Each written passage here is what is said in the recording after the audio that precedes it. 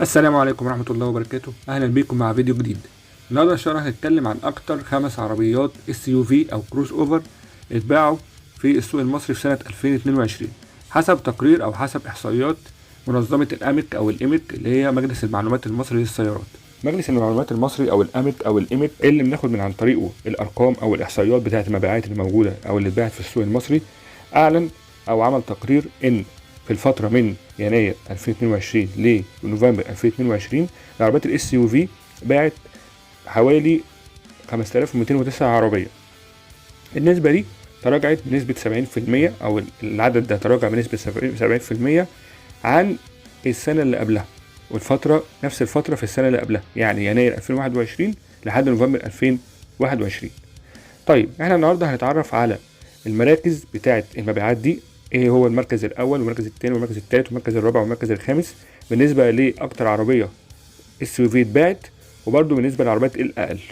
في المركز الاول معانا عربيه ام جي زد اس. دي عربيه احنا عملنا قبل كده عليها فيديو تفصيلي على القناه، هسيب لكم اللينك بتاع الفيديو التفصيلي ده في الوصف. العربيه دي باعت حوالي 2668 نسخه او حوالي 2668 عربيه. ام جي زد اس سريعا كده هي عربيه صيني، طبعا هي تبع علامه الام جي اللي هي اصلا في الاساس بريطانيه، لكن طبعا الصين اشترتها.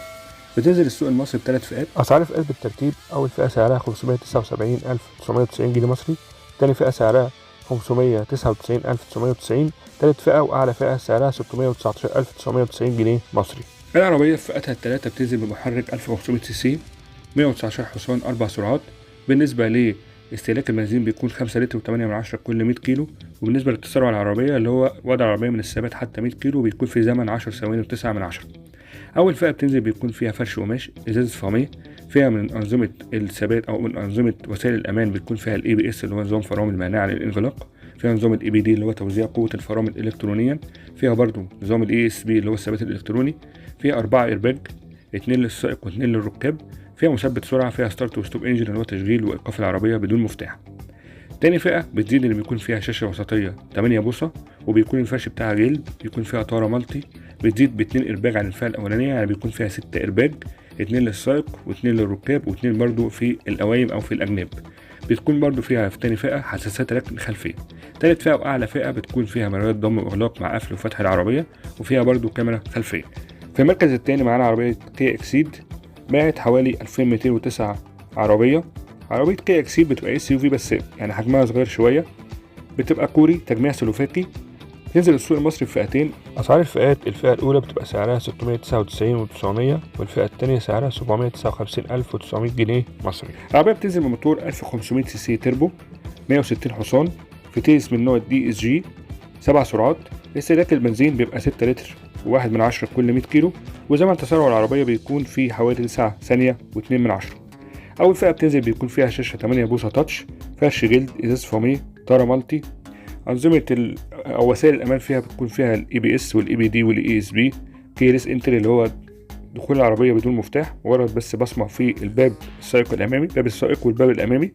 فيها برضو نظام ال ESP، فيها 6 إيرباج، فيها كاميرا خلفية، وفيها حساسات ركن خلفية. تاني فئة بتزيد عن الفئة الأولانية اللي بيكون فيها بدال شيفتات، اللي هو تقدر حضرتك من خلاله إن أنت تغير بين النقلات من غير ما تستخدم أصلا عصاية الفتيس. فيها برضو ستارت وستوب انجن اللي هو تشغيل العربية وإيقافها بدون حاجة المفتاح. العربية اللي بعد كده في المركز الثالث عربية هيونداي بيون، دي باعت 1485 عربية. العربية دي كنا عملنا لها قبل كده فيديو تفصيلي عن القناة، هسيب لكم لينك الفيديو في صندوق الوصف. هيونداي بيون عربية كوري تجميع تركي، اس يو في، هي يعتبر جسمها اقرب للهاتشباك شويه. تنزل باربع فئات: اول فئه سعرها 680,000، تاني فئه سعرها 735,000، تالت فئه سعرها 780,000، الفئه الرابعه والاخيره والاعلى سعرها 815,000 جنيه مصري. قوه المحرك 1400 سي سي، 100 حصان، وهي بتنزل بفتيس اوتوماتيك 6 سرعات. بالنسبه للتسارع بتاع العربيه في زمن 10 ثواني و4. اول فئه بيكون فيها فرش قماش، ازازه فاميه، طاره مالتي، ABS EBD ESP، وحساسات ركن خلفية، ومثبت سرعة و4 إيرباج. تاني فئة بتزيد اللي بيكون فيها مرايات ضم وإغلاق مع قفل وفتح الأبواب، فيها شاشة 8 بوصة، شاشة وسطية تاتش، فيها 6 إيرباج يعني فيها 2 إيرباج إضافي عن الفئة الأولانية، فيها كاميرا خلفية، ستارت وستوب انجن. تالت فئة بتزيد اللي بيكون فيها حساسات ركن أمامية، والسقف فيها بيكون لون غير لون العربية، يعني بتكون عربية تو تون. الفئة الرابعة في بيزيد فيها كيريس انتري اللي هو دخول العربية بدون مفتاح، وفيها نظام الثبات في الحارة المرورية، وفيها برضو نظام النقطة العمياء اللي بيكون فيها بتكون في المرايات. يعني يعتبر الفئة الرابعة بتزيد عن الفئات اللي قبل كده في يعتبر وسائل الأمان أو أنظمة الأمان والسلامة. العربية اللي بعد كده في المركز الرابع عربية أوبل موكا، باعت 1002 عربية يعتبر SUV، بس يعتبر SUV برضو صغيرة شوية. أوبل بصفة عامة عربية ألماني إنتاج وتجميع. بتنزل عربية أوبل موكا السوق المصري بفئتين. أول فئة سعرها 539,990 جنيه مصري، وتاني فئة سعرها 579,990 جنيه مصري. قوة المحرك بتكون 1200 سي سي تربو، 130 حصان، 8 سرعات، وبالنسبة لاستهلاك البنزين بيكون 5 لتر و9 كل 100 كيلو، والسرعة القصوى للعربية بتبقى 200 كيلو متر في الساعة، وبالنسبة للتسارع بتاع العربية في زمن 9 ثانية و2. أول فئة بيكون فيها شاشة 10 بوصة، فيها فرش قماش، كيلس، فيها ازاز فامي، طارة مالتي، حساسة ركن أمامية وخلفية، فيها ABS و EBD و ESP، فيها مثبت سرعة، ستارت وستوب انجن، فيها 4 ايرباج، فيها كاميرا خلفية، وفيها جنود 17 بوصة. تاني فئة بتزيد اللي بيكون فيها فرش جلد متطعم باللون الأحمر، والجنود بتاعتها بتبقى 18 بوصة، فيها شاحن وايرلس، فيها كمان لون السقف ذات نفسه بيكون اسود، يعني العربية بتكون تو تون. العربية الأخيرة معانا أو المركز الأخير المركز الخامس عربية أوبل كروسلاند، باعت 929 عربية أوبل كروسلاند عربية SUV برضو حجمها متوسط مش صغير. بتنزل مصر بفئتين. أول فئة سعرها 449,990 جنيه مصري، وتاني فئة سعرها 479,990 جنيه مصري.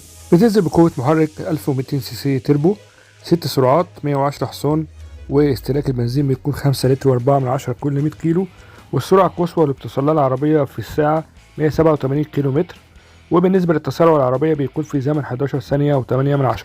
أول فئة بيكون فيها شاشة 8 بوصة، وفيها فرش قماش، فيها إزاز فامي، فيها طارة مالتي، فيها نظام فرامل ABS وال EBD وال ESP، فيها 6 إرباج، فيها كاميرا خلفية، فيها مثبت سرعة، فيها حساسات ركن أمامية وخلفية.